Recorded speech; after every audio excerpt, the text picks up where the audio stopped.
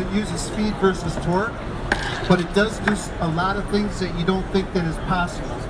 So when you think about like coming into a situation where you have lines that are full in a commercial application and you don't want to pull a toilet or open up a floor clean out, you can go into an 1.5-inch line and clean out a 4-inch grease trap or grease line. So basically what we're going to do is go in through an 1.5 inch and come into a 4-inch line. You push it just like your camera. This isn't a cable, you don't run it the whole time, you only run it when you have to. So what you want to do is get it up to where the clog is. Make sure you have.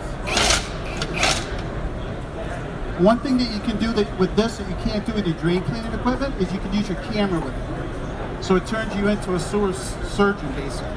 So what we're going to do, cordless drill, any drill that you want to use, you can use it with. We prefer you use a RIDGID obviously, but we want you to use a clutch.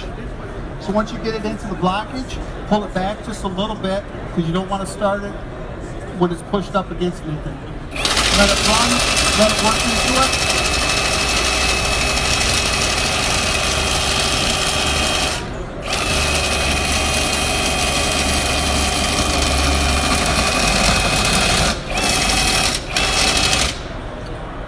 And it's clean.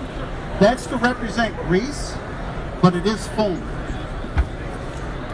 So if you really look at what it's doing here, I mean, that's hard. Go ahead and feel that. And that's what it's doing when we're done with it.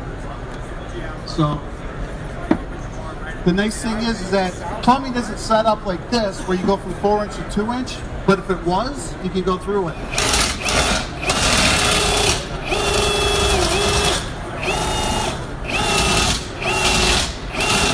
So basically what you have is you can clean out a 4-inch line, the 2-inch line, everything that it's connected to as it comes back. As you're pulling it back, I don't have it now because I'm not dealing the real sore. But one thing nice too is you can do your job with your mouth open, you can smile and not taste your work. So,